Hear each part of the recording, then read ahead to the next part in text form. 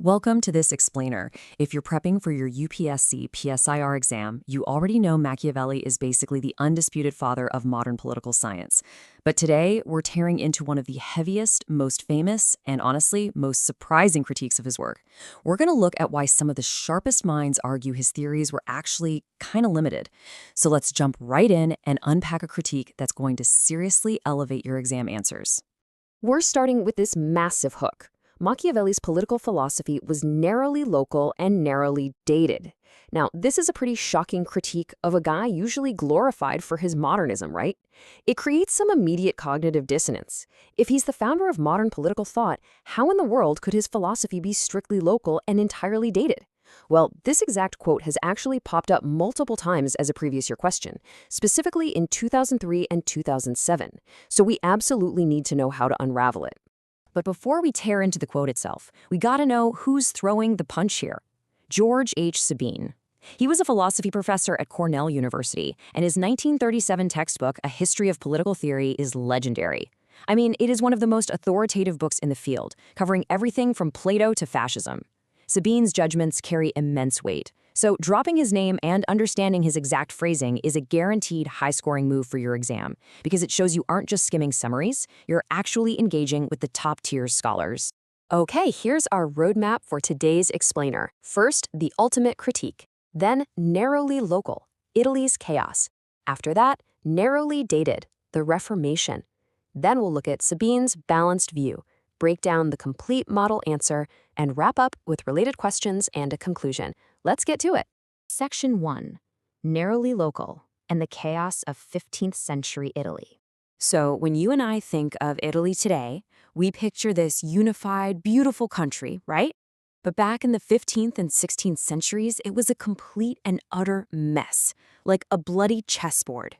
It was heavily fragmented into these warring states, Florence, Venice, Milan, and because they were so divided, they were incredibly weak. You had massive foreign powers like France and Spain just constantly invading. And to make matters worse, Italy's defense relied entirely on mercenaries. These were soldiers for hire who had literally zero loyalty and would just bolt at the first sign of actual danger. Machiavelli's overriding desperate concern was simply saving his homeland from this brutal reality.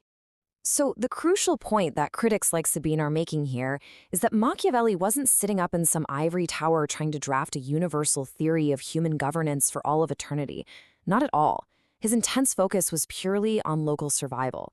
His advice, the need for absolute centralized power, creating a citizen army, the prince using cunning, all of that was a very specific cure for Italy's very specific disease.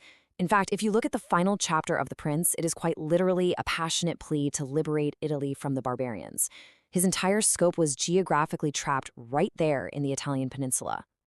Moving on to Section 2. Narrowly dated. The blind spot to the coming storm. So what exactly does Sabine mean by narrowly dated? Well, think about the timeline. Machiavelli was writing right around 1500. At this specific moment, the Catholic Church held this massive, completely unchallenged political monopoly all across Europe. Because everything seemed so stable on that front, Machiavelli basically treated religion as just a convenient tool, something a smart ruler could use to control the masses. But wow, did he have a massive blind spot? Just a few years later, in 1517, Martin Luther sparks the Protestant Reformation. This literally plunged Europe into decades of explosive, bloody religious warfare. Because Machiavelli wrote just before this storm hit, he was entirely blind to the central chaotic role religion would play in politics for the next 200 years. His analysis was profoundly trapped in its own specific decade. And to really add some philosophical depth to your answer, you've got to look at his scope compared to others. Critics argue Machiavelli was essentially a practical advisor reacting to immediate crises. He wasn't a deep, systematic philosopher. Sure, he viewed human nature as selfish and fearful, but he didn't build out the deep psychological foundations for that claim. Take Thomas Hobbes, for example. Hobbes took that exact same starting point, human selfishness, but he built this highly systematic, comprehensive social philosophy around it to actually justify absolute sovereignty. Machiavelli's scope was strictly practical power politics. He totally lacked that broader systematic depth. All right, Section 3, Sabine's balanced view and the birth of the modern state. Here is the major pivot, though. Despite all those local and temporal limitations we just talked about, Machiavelli achieved something absolutely monumental. He single-handedly birthed the modern concept of the state. Prior to him, political thought was totally entangled with religious morality or feudal relationships.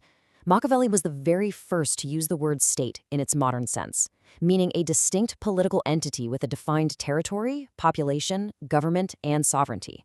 Sabine explicitly praises him for laying this exact groundwork. It's the direct foundation that later giants like Bodin and Grotius would build all their theories of sovereignty on. Plus, we have to remember that pretty much every great thinker is inspired by a local crisis, right? I mean, Plato wrote during the decline of Athens, Hobbes wrote during the bloody English Civil War.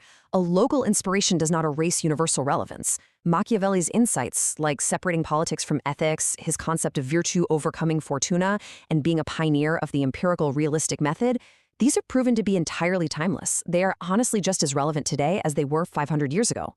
Let's hit Section 4, the complete model answer, synthesizing the critique for the exam.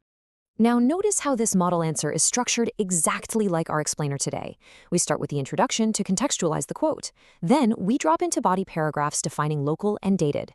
But here's the secret sauce for high marks, the counter-argument, where you pivot to Sabine's own praise. Finally, a strong conclusion synthesizing his timeless legacy. Let's look at the exact text. For the intro, we start by directly hitting Sabine's quote. You'll say, George Sabine's famous statement points to the historical specificity of Machiavelli's thought, that his political advice did not emerge from a universal theory, but from the specific chaotic circumstances of 15th and 16th century Italy. We're telling the examiner right out of the gate, we get it. We understand he was reacting to a very specific chaotic era, not just dreaming up universal rules. Next up, the body. We explicitly break down those two key terms. Quote, local, because the prince is directly driven by the anxiety to unify the fragmented Italian states plagued by foreign invasions. Dated, because his analysis of religion assumes the contemporary monopoly of the Catholic Church. He was virtually blind to the Reformation and the subsequent religious upheaval. This is great because it shows a really deep, nuanced grasp of European history.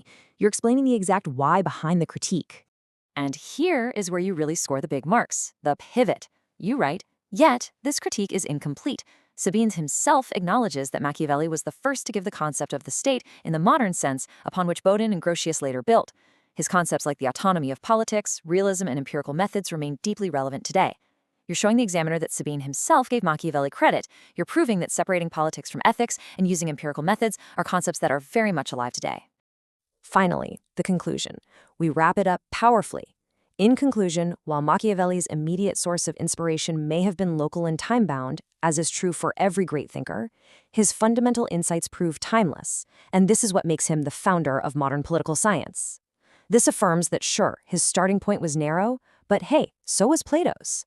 His realistic insights definitely transcend his era, and that's what officially secures his title as the founder of modern political science. It just gives your answer such a perfectly balanced, authoritative finish. Section 5. Related questions and conclusion. Connecting the dots. The beautiful thing is, you can heavily leverage today's analysis for a bunch of other previous year questions, too. If you're asked about his views on religion and politics, or his secularism in general, you can critically evaluate him by pointing out that his view of religion was totally a product of that pre-Reformation Catholic monopoly. It shows you understand not just what he said about religion, but exactly why he said it, and what he completely failed to see coming. It adds this incredible layer of unique depth to what would otherwise be just a standard answer. So the huge takeaway for today is that while Machiavelli's thoughts were absolutely born from local chaos and tied to a specific time, the pure genius of his realism allowed those ideas to far outlive his narrow era. Next time, we're going to dive into his extensive theories on state and power, exploring exactly how a ruler should behave to maintain that sovereignty. But until then, I'd love to know, what specific political science topic do you want to master next? Drop your suggestions, keep studying hard, and I'll catch you in the next explainer.